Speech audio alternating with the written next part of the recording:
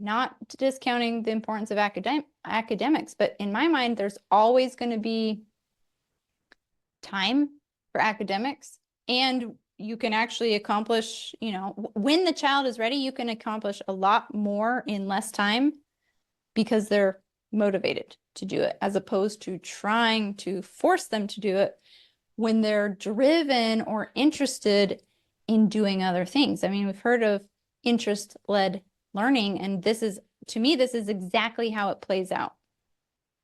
They take an interest in something, whatever it is, clay, a sewing machine, a goat skin, Minecraft people, and you pursue that, you facilitate that as they develop skills from pursuing that thing that interests them. Does that make sense? So, wow, I feel like I'm talking a lot without Greg here. I'm just on and on and on. So hopefully that's enough on that. Oh, wait, you have a comment. Good, do I need to worry that he doesn't want to read or write? Okay, good question. It's a fight to get him to write 2 sentences. You know what? Normal, I think, for a 10-year-old, especially for a 10-year-old boy. Even my 13-year-old doesn't love to write. But here's the thing. Yes, writing is critically important. It is. But it comes with time, I think. I would honestly say that if I could, I would think that it was finally in teenage years when my children actually wanted to start writing. And I think that that's natural. I think I was in my 20s when I actually wanted to write.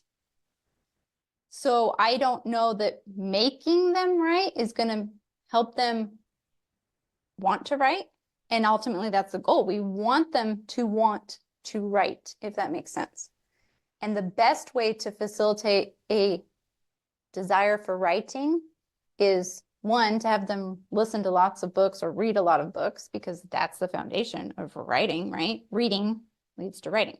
So the more they read, that's fantastic. And I'll talk about that in a second because you said he doesn't want to. But one thing I will encourage my kids to do, and I'll talk about this now because this is helpful, is I will encourage them to keep working on handwriting, because that's in one way that's teaching them and it's modeling writing for them, and it's just helping them to at least have the basic skills. So the things I do with, say, reading and handwriting, like I mentioned, is that I will have external motivators to encourage them to do those things every day. And what that looks like right now is, if my 13-year-old son or my 10-year-old or 7-year-old want to listen to an audiobook, a fun audiobook, because I'll talk about that in a second, they do listen to some for school, or they want to, I would let them watch a movie every night if they want, if it's in another language. So if it's in French or if it's in Portuguese, but they only get to watch the movie if they've done their studies. So if they've done their handwriting, if they've done their reading practice. And I call it reading practice. Okay, because like you say here, he loves to listen to books, just not to read them. And I'm like, great, listen to books. You can listen to lots of books as long as you do these things. But I want you to practice reading at least a few minutes every day, right? And so that's a part of his checklist.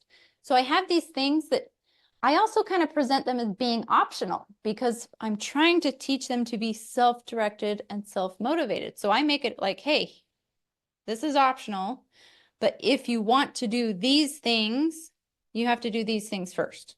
Completely optional, right? But if you want these things, you got to do these things. And here's the things: practicing reading, doing handwriting, doing some math, whatever, practicing an instrument, because I'm all about instrument. And if you do those things, then you get to listen to a fun audiobook, and then you get to watch a movie in French or Portuguese, and then you get to whatever. I mean, it can be whatever they're motivated by. And that's how I get them to do the things that I want them to do. And that could very well include the curriculum you have. Like maybe it includes handwriting practice or writing practice, whatever.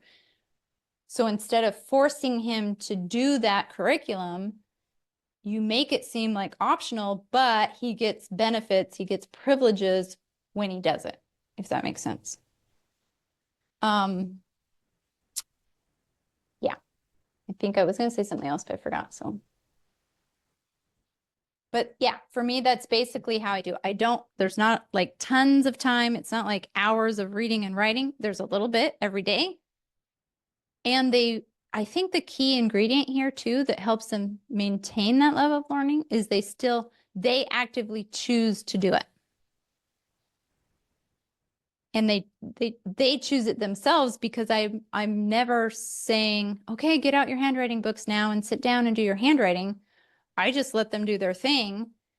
And they know that if they want to do the things that they'll ask me to do later, and it might take them a few days to get used to this system, but once they get it down, then they know. And then like, I don't even have to say anything to any of my kids, but I don't have to say anything to my younger kids.